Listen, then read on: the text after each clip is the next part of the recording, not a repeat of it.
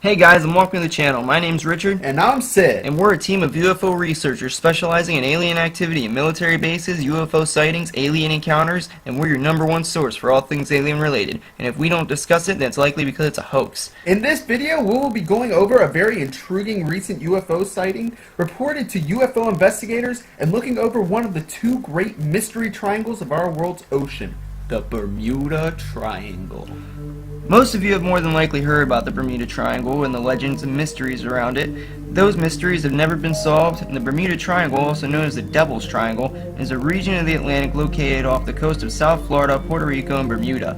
The mystery of this portion of the sea comes with a large amount of planes and ships that have been lost in it, and many unanswered questions these missing planes and ships have created. Almost all of them disappeared without a trace, and the crews never even sent an SOS signal. Some of the ships and planes were found later on, with the ships having no signs of crew on board, and the planes only appearing as wreckage. The ships found without the bodies of the crew members on board have given a rise to the idea of USO and UFO activity taking place in the Bermuda Triangle, and it has been viewed as possible hotspot for alien abductions. The fact that planes are vanishing eliminates the possibility that it has something to do with the water or what's in the water, and deepens the mystery further. The very first incident documented in the Bermuda Triangle was by Christopher Columbus when he logged that he had saw strange lights and experienced strange compass readings while traveling the triangle, again laying more possible credence to the idea of UFO and USO activity taking place in the triangle. Even as recently as 2017, planes have been lost to the Bermuda Triangle, with the most recent occurrence being in May of 2017 when a private aircraft, Mitsubishi MU-2B40, was lost while flying over Puerto Rico to South Florida, a corner of the triangle. Air traffic control in Miami had lost radar contact with the plane, and the plane simply vanished, causing 3 Americans to lose their lives to the triangle. Nobody, including the Coast Guard, has any idea what happened to them to cause the plane to go missing, but debris were found later on in June, 15 miles east of Eleuthera. This shows that the Bermuda Triangle is most certainly an ongoing mystery. It had nothing to do with the technology that was used when traversing it, since it is a recurring problem with the triangle. This is just one of the many incidents to occur in the Devil's Triangle. Even more mysterious is the case of a missing sea vessel called Witchcraft, a 23-foot-long cabin cruiser which was owned by Barack, a hotel owner. On December 22nd, 1967, he took his friend Patrick Horgan to show him the Christmas lights off the coast of Miami at night. They weren't even a mile offshore when Barack had radioed in at 9 p.m. saying that his boat had hit something. Although it wasn't an SOS, he simply said his boat needed to be towed and that he would let off a flare to let the Coast Guard know his location. In 19 minutes, the Coast Guard reached the spot where they believed the Witchcraft should have been. There was no sign of it, nor did Barack set off any flares. The Coast Guard conducted a 1,200 square mile search around the spot, and the Witchcraft was never found. Barack was a seasoned yachtsman and would have signaled an SOS had the hull of the ship been damaged. Rather, he reported that there was only possible damage to the propeller and rudder. What makes this case most intriguing was the fact that Barack had flotation devices attached to the ship, meaning that even if the hull had ruptured, part of the hull would still be floating above the water. In essence, the Witchcraft was unsinkable. The Coast Guard will usually blatantly destroy half-sunken ships with these flotation devices because they become an obstacle hazard to other ships in the area, since a part of the hull will always be above the water. This makes the case extremely mystifying and hard to fathom, considering that Barack was such a cautious yachtsman. And if there were any intentional foul play, then Barack certainly wouldn't have radioed the Coast Guard. This makes it seem as though the Bermuda Triangle swallowed the ship whole with the crew members on board. More likely is the idea that the ship was abducted by UFOs or a USO. For a sea creature to have devoured the ship, it would have had to have been a large creature that we have yet to discover, that happened to have been hanging out very close to the shore, near the very surface of the water. Surely, if there were such a large creature with these sorts of capabilities, then we would have discovered it long ago, right? Now, we know some of you are believers in the idea of Megalodon, a prehistoric shark believed to have gone extinct at least 1.5 million years ago. But be honest with yourselves here. If there were such a large sea monster hanging around the coast of Miami, then we would certainly have found it long ago. The most likely culprit is the idea of alien abductions, which would coincide with Christopher Columbus's sightings and the many others that have claimed to have seen strange lights in the sky over the Bermuda Triangle. The Witchcraft was never found, and neither was any wreckage related to the ship. If the ship were to have sunk that close to the coast of such a populated area covered heavily by the Coast Guard, then logic says we would have found at least something from the wreckage of the ship. This means either the ship was magically warped off through a portal and taken to some unknown location in some other universe or planet, God knows, or more believably, it was abducted by aliens or some strange unknown craft. We believe it was most likely a USO since Barack had reported hitting something he could not see and there were no reefs, debris, or other obstacles reported in the area. They were most likely abducted by the USO they hit after their ship had been rendered inoperable. Why the USO abducted them though, that's something we may never know the answer to. There have been a few theories on why the Bermuda Triangle causes ships to go missing. One of the most recent was the idea of methane bubbles coming up to the surface and knocking ships over. However, this has been debunked by reputable sources, with the reason being that ships made today and even the ones in the past were designed to be able to withstand surface disturbances, and the ship would have already had to have been very heavily tilted to one side for the ship to have actually tipped over, and even then it would have had to have been a very poorly made ship for this to work.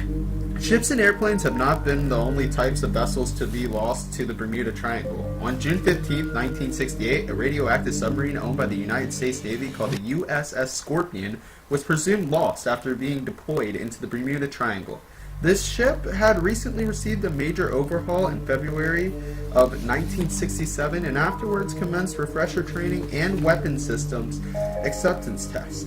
On May 21st of 1968, she was lost, reported being 50 miles south of Azores, and 6 days later was overdue at Norfolk. When she was presumed lost, the Navy struck the USS Scorpion off the Navy list. The USS Scorpion was later found 10,000 feet underwater, about 400 miles southwest of Azores.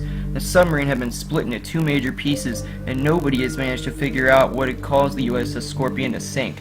The two main theories thrown out there were that because the Scorpion was carrying two nuclear-tipped torpedoes, a radioactive power plant, and a ton of highly classified spy gear, it is deemed likely that it may have been an attack by the Soviet Union. This has not been confirmed though, and is just a theory. The second major theory is the idea that the weapons tester that loaded the torpedoes may have accidentally loaded them wrong and caused the torpedo to either fire and hit the sub with the torpedo since it was the closest target, or it may have blown up while still in the storage tube. Again, these are just theories. We believe there's a probability that they may have been attacked by a USO. We think that the main cause of all these strange disappearances is alien activity under our own oceans within the Bermuda Triangle. There is possibly an alien base hidden down there somewhere that has been abducting and attacking vessels it sees as a threat. If we think back to the story of Admiral Richard Byrd and his journey to Antarctica, Operation High Jump to have been attacked by USOs that came up out of the water and took out a large majority of his Navy fleet. This could very well be the same case with the Bermuda Triangle. For those of you that don't know who Admiral Richard Byrd is, we will be doing a separate video on him soon, but for now you can find the story online if you search for it. However, if you don't like reading, then we suggest you wait for our video. On another note, a UFO has been sighted over Chicago by a mother and son that we thought was rather compelling, and we'd like you guys to see it and tell us what you think. Little drone that's flying around.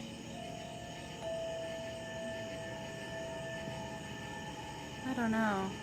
It's got green and red, it looks like, underneath of it, Oh, right? there's another one thing. It's like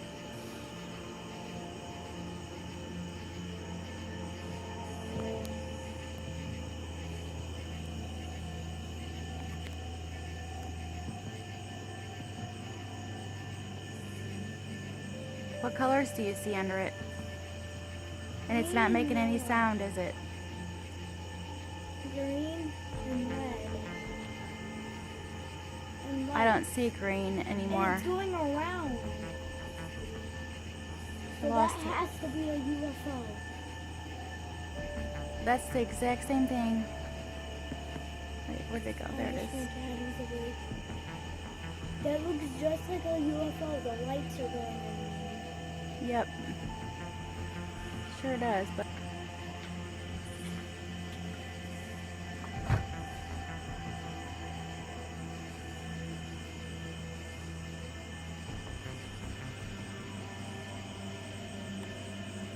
That's zoomed in.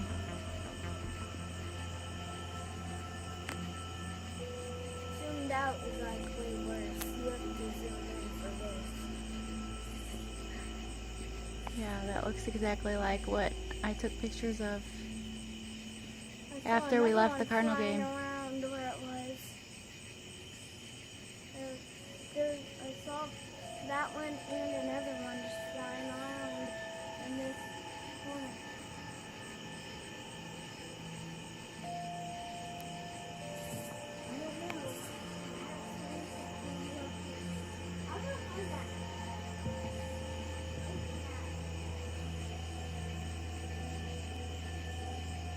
At first we thought this was most likely an airplane, but then we realized that although the kid was moving the camera quite a bit, there was no noise and the object appeared to be stationary. It's very hard to say though, and we would love to hear what you guys think about it down in the comments. We're really on the fence about this one, so if you guys helped us out by giving your opinions, we would really appreciate it. The lights definitely do look like an airplane, but the fact that they were able to film it in the same spot for over 2 minutes with no noise whatsoever is rather amazing, considering you can hear the mother and son speaking clearly, yet there was no noise from the craft when the craft is flying at such a low altitude that there would have to be some sort of noise from the engines, but that's just our take on this. Anyways, thank you guys for watching. Please, don't forget to like, share, comment, and most importantly of all, subscribe to our channel and tap that notification bell. It would really help us out a lot, and we definitely appreciate it.